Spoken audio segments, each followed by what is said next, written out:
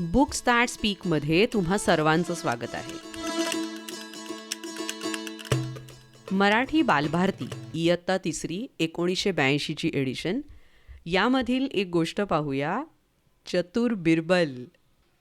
गोष्ट लिहिली आहे शंकर पाटील यांनी. गोष्टीचं वाचन आसावरी दोशी.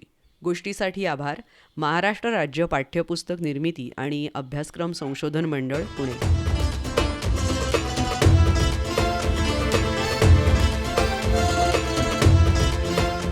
चतुर बिरबल भाग पहिला.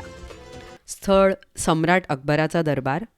वजीर, नवरत्नांपैकी 8 रत्न, सरदार, मानकरी हे सगळेजण आपापल्या जागी बसलेत. भालदार चोपदार सेवक हे उभे आहेत. एवढ्यात तुताऱ्या वाजू लागतात. त्यांच्या आवाजात पडदा वर जातो. दरबाराचं दृश्य दिसू लागतं. भालदार चोपदार जय जयकार करतात. राजाधिराज सम्राट अकबर बादशहाचा विजय असो. सेवक येतो ललकारी देत. हुशार, निगा रखो, राजाधिराज सम्राट अकबर बादशहा येत आहेत. जय जयकार होतो. दरबारातील सर्व लोक उठून उभे राहतात. संथ पावलं टाकत येऊन अकबर मोठ्या दिमाखाने सिंहासनावर आरूढ होतो. भालदार चोपदार ललकारी देत, सम्राट अकबर बादशहांचा विजय असो. अकबर सभोवार नजर टाकून प्रश्न करतो. बिरबल दरबारात दिसत नाहीयेत? वजीर, सरकार माफी असावी, त्यांची तब्येत ठीक नाही असं कळतंय. अरे, दरबारात जर बिरबल नसतील तर तो दरबार कसला? बिरबलांशिवाय दरबाराला शान नाही. वजीर म्हणतायत, माफ करा सरकार, बिरबलांशिवाय कितीतरी चतुर आणि विद्वान लोक या दरबारात आहेत. वजीर, आमच्या बिरबलांची जागा भरून काढतील असे कोण कोण आहेत? नावं तरी सांगा त्यांची. वजीर म्हणतायत, खाविंद, राजा मानसिंग, राजा तोडरमल, मशहूर गायक तानसेन, अब्दुल रहीम, विनोद मूर्ती, मुल्ला दो प्याजा, अशी तुम्हाला किती किती नावं सांगू?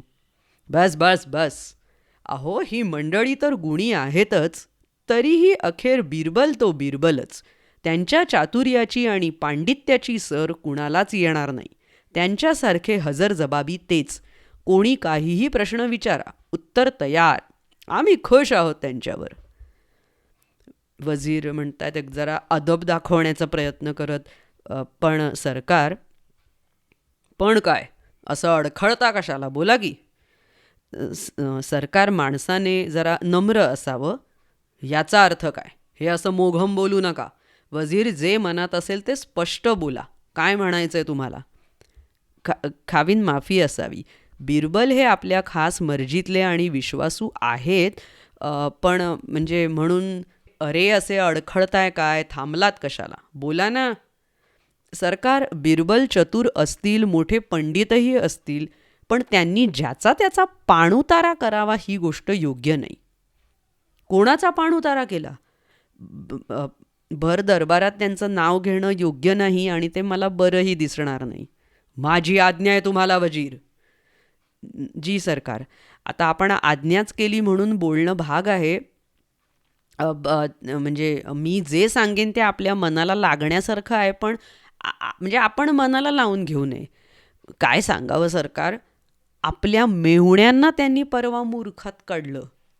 माझ्या मेहुण्यांना? इथपर्यंत हद्द गेली त्यांची. जी सरकार, याला पुरावा हवा असेल तर आपण खुद्द बेगम साहेबांनाच विचारावं. बिरबलांची ही हिंमत? होय सरकार. आता एक सरदार पण उठून उभे राहतात, मुजरा करत म्हणतायत, म्हणून एक अर्ज आहे सरकार. बोला, काय आहे? अलीकडे बिरबल भलतेच शेफारलेत.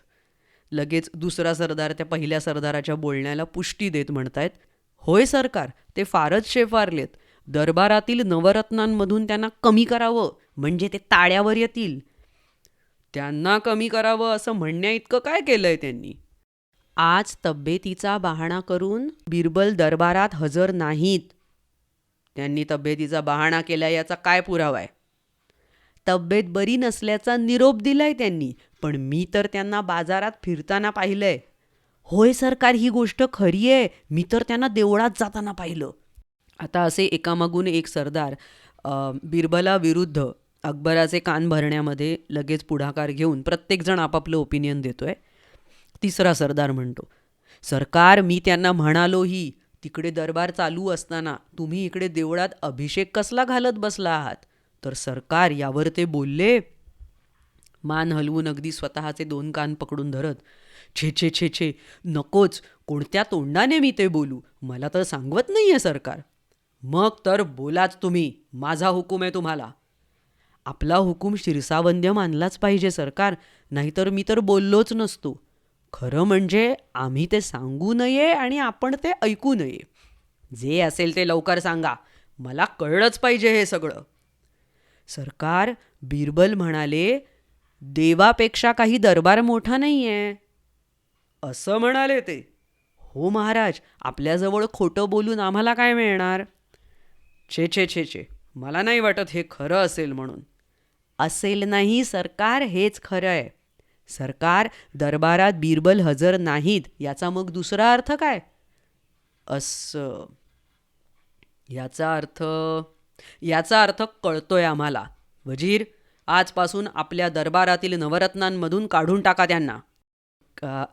खाविंद, ही शिक्षा फार होते असं वाटतंय. याचा आपण जरा फेरविचार केलात तर. फेरविचार मुळीच होणार नाहीये. ही शिक्षा फार होते. वजीर, त्यांच्यावर आम्ही प्रेमही तेवढंच केलं होतं. शिक्षासुद्धा मोठीच असणार.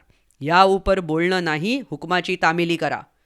आता लगेच सरदार एक एक करून, पण सरकार, बिरबल नाही तर दरबाराला शान नाही. हे आमचंच वाक्य तुम्ही आमच्या तोंडावर फेकताय. कटू आठवण आम्हाला करून देऊ नका. बिरबलांपेक्षाही चतुर पंडित अनेक मिळू शकतील या जगात. शेरास 1.25 शेर असतोच की. पण सरकार, मला वाटतं आपण आपल्या मेहुण्यांनाही संधी द्यावी. हो हो खाविंद, मलाही तसंच वाटतंय. अगदी माझ्या मनातली बात बोलून दाखवली या दोघांनी. सरकार, ही सरदार मंडळी जे सुचवतायत ना, त्याचा विचार व्हावा. आपल्या मेहुण्यांना संधी द्यावी, म्हणजे बेगम साहेबाही खुश होतील, हे की नाही? आता अकबर एकदम शांतपणे पाहात, निकोप राज्यकारभारासाठी आपण मला सल्ला द्यायचा का कोण खुश होईल याचा विचार करून तुम्ही मला सल्ला द्यायचा? हां, आपल्या असल्या सल्ल्याची मला आवश्यकता नाही आहे. अकबराच्या या बोलण्यामुळे तिघही सरदार एकदम जरा ओशाळतात. ते काही नाही, आम्हाला बिरबलांपेक्षा चतुर पंडित हवाय. वजीर, आजच्या आज राज्यात दवंडी द्या. दरबारातील नवरत्नांमध्ये एक चतुर पंडित नेमायचा आहे. त्याची परीक्षा आम्ही स्वतः घेऊ असं जाहीर करा. असं म्हणून अकबर बादशहा झटकन उठतो. दरबारातील सगळे मानकरी राजाधिराज सम्राट अकबर बादशहाचा विजय असो असा जय जयकार करतात. अकबर निघून गेल्यावर दरबार बरखास्त होतो आणि त्या रिकाम्या रंगमंचावर ढोलकं वाजवत एक शिपाई प्रवेश करतोय. शिपाई ढोलकं वाजवत दवंडी देत, ऐका ओ ऐका, सम्राट अकबर बादशहांचा हुकूम आहे की बिरबलांना दरबारच्या नवरत्नांमधून कमी करण्यात आलं असून त्या जागी नवा चतुर पंडित नेमायचा आहे. ज्यांना या पदासाठी आपण लायक, योग्य, पात्र आहोत असं वाटतं, त्या सर्वांनी उद्या सकाळी दरबारात हजर राहावं. हो, अशी दवंडी देऊन एका विंगेतून आलेला हा शिपाई दुसऱ्या विंगेतून निघून जातो. आता पाहूया पुढचा भाग, भाग दुसरा. दुरून दिलेल्या ललकार्या ऐकू येत आहेत. राजाधिराज सम्राट अकबर बादशहा येत आहेत. त्यानंतर तुतार्यांचा आवाज. पाठोपाठ भालदार चोपदार जय जयकार करत प्रवेश करतायत. सम्राट अकबर संथ पावलं टाकत सिंहासनावर आरूढ होतात. बादशहाच्या आगमनाबरोबर दरबारातील सर्व मानकरी उठून उभे राहतात. बादशहाचा जय जयकार करतात. बादशहा एक हात वर करून सगळ्यांना बसण्याचा इशारा करतो. सगळेजण बसतात. दरबारातील सगळे लोक बसल्यानंतर अकबर बादशहा सगळ्यांकडे एकदा पाहून वजीराला विचारतो, वजीर, बिरबलांची जागा घेण्यासाठी किती उमेदवार आलेत? वजीर लवून मुजरा करत, खाविंद, एकूण 5 उमेदवार हजर आहेत. वजीर असं म्हणताच दरबाराच्या एका विशिष्ट ठिकाणी बसलेले 5ही उमेदवार उठून उभे राहतात आणि अदबीने वाकून अकबराला मुजरा करतात. त्यातील एका दाढीवाल्याकडे अकबराचं लक्ष जातं. त्याच्याकडे पाहात अकबर विचारतो, कोण आपण? तो दाढीवाला म्हणतो, खाविंद, दवंडी ऐकून आलो आहे, आपल्या परीक्षेमध्ये उतरू इच्छितो. म्हणजे चतुर बिरबलांची जागा तुम्ही भरून काढू इच्छिता? अ, हां जी, का नाही? काही लिहिता वाचता तरी येतंय का? यावर अकबर स्वतः पण हसतो आणि इतर 4 उमेदवारसुद्धा हसतात. दाढीवाला स्वतःच्या दाढीवरून हात फिरवत, दाढीचे केस पांढरे झाले आहेत ते काही केवळ वयामुळे नाही सरकार. गेली 50 वर्ष म्हणजे उणपुरं एक अर्धशतक आणि तपांच्या भाषेत बोलायचं तर 4 तपांहूनही अधिक काळ माझं लेखन वाचन चालू आहे. तप म्हणजेच 10 वर्षांच्या कालखंडाला एक तप म्हणतात, ज्याला आपण इंग्लिशमध्ये म्हणतो की एक डिकेड. तर ते म्हणत आहेत की 4 तपांहून अधिक काळ माझं लेखन वाचन चालू आहे. त्याच्या जोडीला चिंतन मननही सुरू आहे. खूप हिंडलो आहे. अनुभवांची बरीचशी दोरी माझ्या पाठीशी आहे. नुसतं पंडिती ज्ञान नाही आहे माझ्याजवळ, त्याला अनुभवांचा मोठा आधार आहे. आजवर मिळवलेल्या ज्ञानाचं इथे चीज होईल या आशेने आलोय. आपली कीर्ती ऐकून आलोय आणि चतुर बिरबलांची आपल्या दरबारातील उणीव मी भरून काढीन असा मला विश्वासही आहे. सरकार, मी आलोय ते मान खाली घालून परत जाण्यासाठी नाही. अरे वा, बरीच बढाई मारताय स्वतःबद्दल. खावीन, आपल्याला ती बढाई वाटतेय, पण मी फक्त खरी गोष्ट सांगितली. हां हां, पण परीक्षेत उतरला नाहीत तर? आपण म्हणाल ते मला मंजूर आहे. ठीक ठीक, तर मग मी परीक्षेला सुरुवात करतो. तुम्हा सगळ्यांना एकच प्रश्न विचारतो. या जगात सर्वात प्रखर तेजाने कोण तळपतो? काही उमेदवार म्हणतात लगेच, सूर्य सरकार. दाढीवाला नुसताच हसतो. अकबर त्याच्याकडे रोखून पाहात. का हसलात तुम्ही? उत्तर बरोबर नव्हतं का? खाविंद यांनी सांगितलं ते अर्धसत्य आहे. त्यांचं निम्म उत्तर बरोबर आहे. अकबर जरा विचारमग्न होतो आणि मग विचारतो, म्हणजे काय? याचं पूर्ण उत्तर असं आहे, वर आभाळात सूर्य तळपतो आणि खाली पृथ्वीवर आपण सरकार. अकबर लगेच खुश होऊन मान डोलावत, ठीक ठीक ठीक, आता सांगा, सूर्यालाही न दिसणारी वस्तू कोणती? काही उमेदवार गोंधळलेले आहेत, प्रश्नार्थक चेहऱ्याने एकमेकांकडे पाहत आहेत. एक उमेदवार म्हणतो, सूर्यालाही दिसत नाही असं या जगात काहीच नाही आहे. दाढीवाला हसतो पुन्हा. का हसलात? खावीन, सूर्यालाही दिसत नाही अशी एक गोष्ट आहे या जगात. सांगा कोणती? अंधार सरकार. एका रात्रीचा आणि नाही नाही नाही, आणखीन काय? नाही, आपण रागावणार नसाल तर बोलतो. ठीक आहे, बोला. खावीन, नुसतं ठीक आहे असं नव्हे, मला वचन द्या, नाहीतर सरकार आपण माझं डोकं उडवाल. बोल बोल, लवकर बोल, मी तुला अभय देतो. ठीक आहे. खाविंद, एक रात्रीचा अंधार आणि दुसरा आपल्या राज्यकारभारातला. खामोश. माफी असावी सरकार, आपण वचन दिलंय मला. आपण मनाला लावून घेऊ नये. मी म्हणतो हा राज्यकारभार खुद्द आपला नसून आपल्याला अंधारात ठेवून केला जाणारा राज्यकारभार आहे. म्हणजे म्हणजे याला जबाबदार आहेत आपले वजीर, प्रधान आणि इतर अंमलदार. ते सगळे अप्पलपोटे म्हणजे स्वार्थी झाले आहेत. प्रजेवर अन्याय करून त्यांना लुबाडतायत. आपल्याला आणि सूर्यालाही न दिसणारा असा हा त्यांचा राज्यकारभार चालू आहे. असं असं, आलं ध्यानात. सल्लामसलतीसाठी एखादा चतुर पंडित मिळाला की करू की यांचा बंदोबस्त. आज तुम्ही एक वेगळा प्रकाश टाकलात ते बरं झालं. आता सांगा, सर्वात मोठं फूल कोणतं? एक उमेदवार म्हणाला, कमळ सरकार. दुसरा म्हणाला, भोपळ्याचं फूल. आता अकबरने पुन्हा त्या दाढीवाल्याला विचारलं, तुम्ही सांगता? सर्वात मोठं फूल कापसाचं सरकार. हे ऐकतात सर्व उमेदवार आश्चर्याने आवासून बघायला लागले.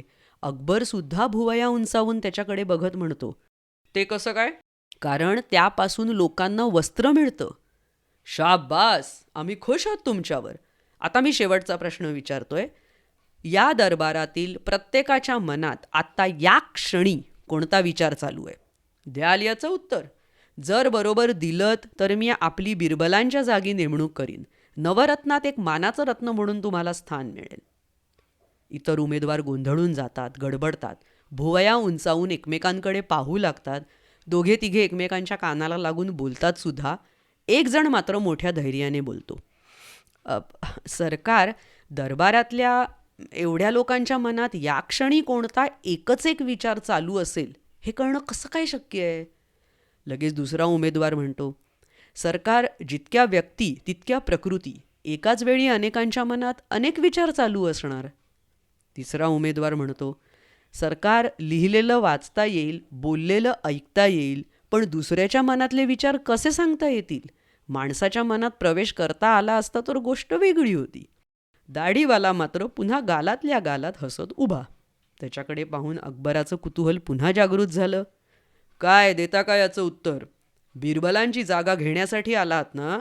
स्वतःला मोठे पंडित म्हणवून घेता ना? मग द्या याचं उत्तर. जशी आज्ञा महाराज. आत्ता या क्षणी दरबारातल्या प्रत्येकाच्या मनात एक आणि एकच विचार चालू आहे, आणि तो म्हणजे आपल्या बादशहाची गादी सुरक्षित राहावी आणि बादशहा चिरायू व्हावेत, त्यांची भरभराट होत राहावी. काय म्हणता? हो सरकार, हाच एक विचार दरबारातील प्रत्येकाच्या मनात चालू आहे. आपल्याला काय वाटलं? अहो, आता या क्षणी प्रत्येकाच्या मनात आपल्या परीक्षेला कोण उतरतो, बिरबलांची जागा कोण घेतो, असा विचार चालू असेल?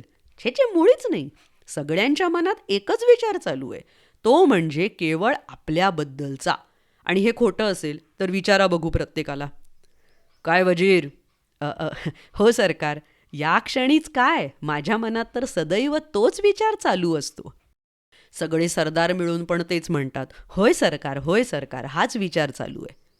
दाढीवाला म्हणतो, खाविंद, या स्पर्धेत उतरलेल्या उमेदवारांच्या मनात देखील हाच विचार चालू असणार. सगळे उमेदवार पण हो सरकार, हो सरकार. आता अकबर अगदी प्रसन्नपणे हसत, आम्ही खुश आहोत. बिरबलांपेक्षाही चतुर पंडित आम्हाला मिळालेत. नाहीतरी अलीकडे ते फार शेफारलेच होते. त्यांना काढून टाकलं हे उत्तम झालं. खाविन, मी बोलतो याची माफी असावी. काही झालं तरी बिरबल तो बिरबलच. दाढीवाल्याने बोलायला सुरुवात केली. आपण कितीही माझी स्तुती केली तरी मी बिरबलांची जागा घेऊ शकणार नाही. अकबर अगदी आश्चर्याने, का नाही? कारण मी त्यांच्यापेक्षा हुशार नाही, त्यांच्यापेक्षा चतुर तर मुळीच नाही. अहो, पण आम्ही म्हणतोय ना की तुम्ही बिरबलांपेक्षाही चतुर आहात.